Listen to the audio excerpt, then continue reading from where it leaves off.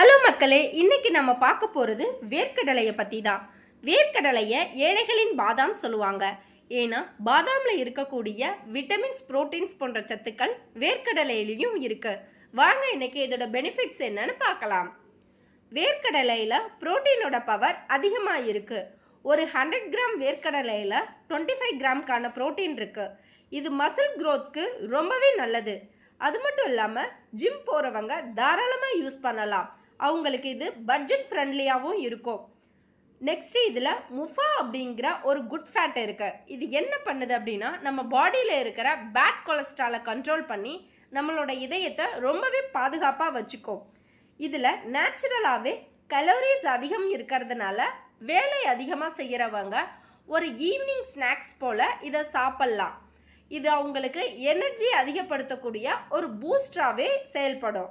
அது மட்டும் இல்லாமல் இதில் விட்டமின்ஸ் இ அதிகமாக இருக்கிறதுனால ஸ்கின் நல்லாவே க்ளோயிங்காக இருக்கும்.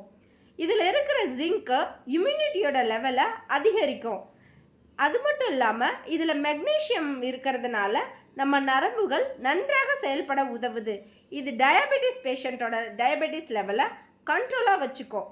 இதை எப்படி சாப்பிட்லாம் அப்படின்னா, ஒரு வறுத்த வேர்க்கடலையாவோ இல்லை சுண்டல் செய்தோ இல்லைன்னா கடலை மிட்டாய், பீனட் பட்டர், சட்னி இந்த மாதிரி செஞ்சு நம்ம சாப்பிட்லாம்.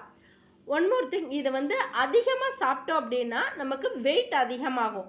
அதனால் கொஞ்சம் அளவாகவே சாப்பிடுங்க. தென் இதை ஆயிலில் ஃப்ரை பண்ணி சாப்பிட்றத கொஞ்சம் அவாய்ட் பண்ணிக்கோங்க. தென் அலர்ஜி இருக்கிறவங்க இதை சாப்பிடாதீங்க. இந்த தகவல் உங்களுக்கு பிடிச்சிருந்ததுன்னா லைக், ஷேர் அண்ட் சப்ஸ்கிரைப் பண்ணுங்கள்.